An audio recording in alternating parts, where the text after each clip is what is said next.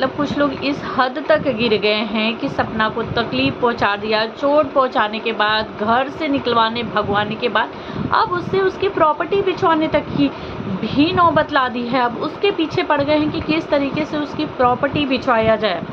तो हेलो दोस्तों, आप सभी का मेरे चैनल प्रीति चतुर्वेदी ब्लॉग में स्वागत है। कैसे हैं? एक प्यारा सा कमेंट करके ज़रूर बताइएगा। तो गाइज़ देखा ही होगा आप लोगों ने कि किस तरीके से सपना ने बताया कि उसकी प्रॉपर्टी यानी कि फार्म हाउस बिछवाने की लोग पूरी प्लानिंग पॉटिंग कर रहे हैं, उसके पीछे पड़ चुके हैं कि फार्म हाउस बेच दो, जो कि फार्म हाउस उसके पति सूरज और राजवीर की निशानी थी। उन लोगों ने ख़रीदा था, वो उनका सपना था।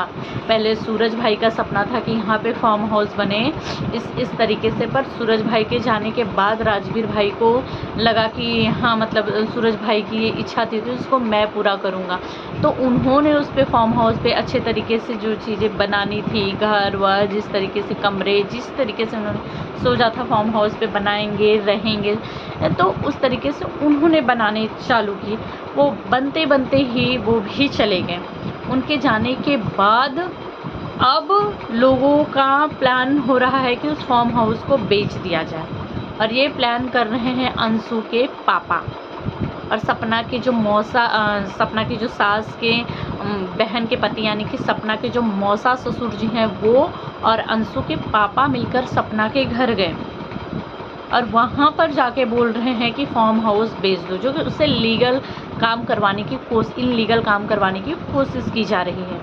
भाई वो उसके पति का है प्रॉपर्टी एक ऐसी चीज़ होती है कि इंसान से बनाई नहीं जाती, खरीदी नहीं जाती है। गाड़ी घोड़ा घर, कुछ चीज़ें ऐसी होती है जो बहुत मेहनत से इंसान बनाता है। ज़मीन हो गई, घर हो गया, ये सब चीज़ें जो होती है बहुत दुकान मतलब चीज़ें हो गई जो प्रॉपर्टी की चीज़ें, इंसान बहुत मेहनत से एक एक रुपया करके इकट्ठा करके, हर इंसान का सपना होता है कि उसका यहाँ पे प्रॉपर्टी हो, ये चीज़ें हो, कुछ चीज़ें हो जो अपने शौक़ के लिए इंसान, कुछ अपने बच्चों के भविष्य का भी सोच करके इंसान बनवाता है कि बच्चों के लिए बना लेते हैं ताकि आगे उनको जा कर के इतनी मेहनत नहीं करनी पड़ेगी। अगर हमने अपनी लाइफ में स्ट्रगल किया है तो ठीक है, हम बच्चों के लिए कर लें ताकि बच्चों को इतना स्ट्रगल नहीं करना पड़ेगा। अगर यहाँ तक वो पहुँचे रहेंगे तो उसके आगे वो बहुत जल्दी पहुँच जाएंगे, लेकिन अगर वो शुरुआत से सब कुछ कोशिश करेंगे तो उनको आगे पहुँचने में बहुत टाइम लग जाएगा। और इनकी मतलब भगवान के दया से ऐसा नहीं है कि मतलब उनको प्रॉपर्टी बेचने की ज़रूरत पड़े, लेकिन यहाँ पे प्रॉपर्टी बेचने की इन लोगों की बहुत जल्दबाजी मारे हैं कि इनकी इतनी हिम्मत हो गई कि इतना सब कुछ मैटर होने के बाद, इन लोगों को पता होने के बाद कि सपना अपने सास ससुर से बातें नहीं कर रही है, घर के कांटेक्ट में नहीं है और अब सपना दर दर की ठोकरें खा रही है। पहले वो ग्वालियर में गई, ग्वालियर में इतनी सारी चीज़ें हो गई। क्या ये लोग ब्लॉग वीडियो नहीं देख रहे होंगे? देख रहे होंगे, बनाए ना बनाए लेकिन देख जरूर रहे होंगे कि सपना की लाइफ में क्या कुछ चल रहा है।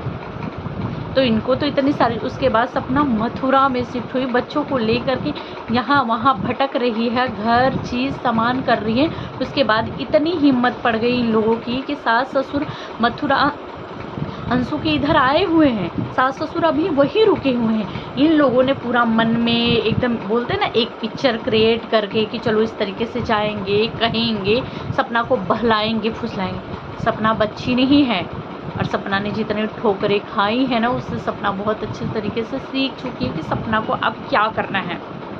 तो सपना के इधर जा कर के ये लोग सपना को बहला फुसला रहे कि फार्म हाउस बेच दो।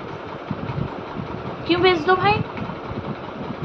वो उसके पति की निशानी है, वो अपनी बच्चियों के लिए रखना चाहती है, अपनी बच्चियों के आगे भविष्य के लिए करना चाहती है। तो कल को अगर वो प्रॉपर्टी, वो चीज़ें रहेगी, भले ही सपना वहाँ आ जा नहीं रही है, नहीं करेगी, उसको नहीं चाहिए, पर कल को वो बच्चे बड़े होंगे तो उनको दिखा तो सकती नहीं, ये तुम्हारे पापा के सपने थे। अगर वहाँ कोई चीज़ें अधूरी हो गई होगी, हो सकता है वो बच्चियाँ पूरा करें कि इनको हम पूरा कर देते हैं, मेरे पापा की निशानी है।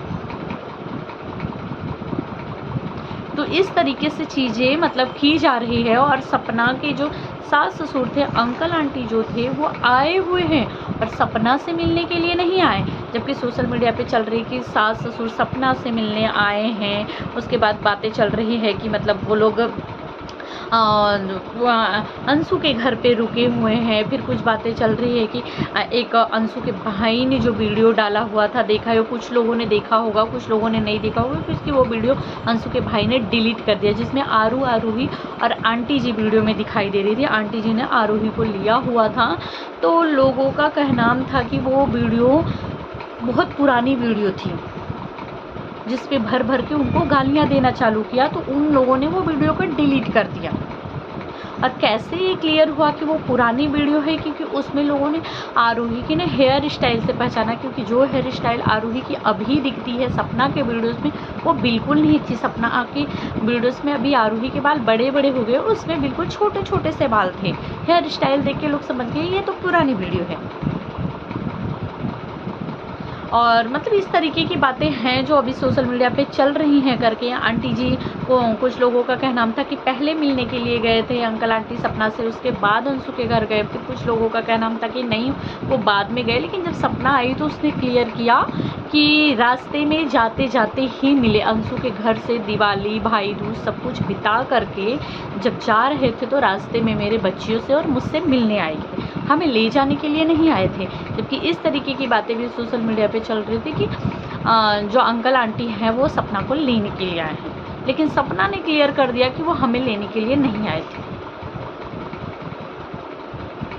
और उसके साथ अंशु का भाई भी गया हुआ था, जबकि सपना ने बताया कि उनका जो घर की गाड़ी है वो गाड़ी से उन लोगों को कहीं भी जाना हुआ था तो वो लोग ने एक ड्राइवर रखा हुआ था, और ड्राइवर मामा ही हर जगह उन लोगों को लेकर के जाते थे।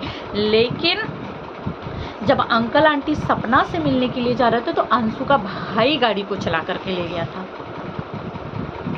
क्यों? क्योंकि ये लोग नहीं चाहते कि अंकल आंटी एक भी पल के लिए सपना के पास अकेले में रहे या आरूही के पास अकेले में रहे। इनको ऐसा डर लगता है कि कहीं ऐसा ना हो कि बच्चों को देख करके या सपना को देख करके मन में वो बोलते ना वो प्यार जाग जाए, वो अपनापन जाग जाए, कहीं लोगों को ले ना जाए। अगर लेके जाएंगे तो हमारा तो गया, जो हम चाहते हैं वो कैसे पूरा होगा।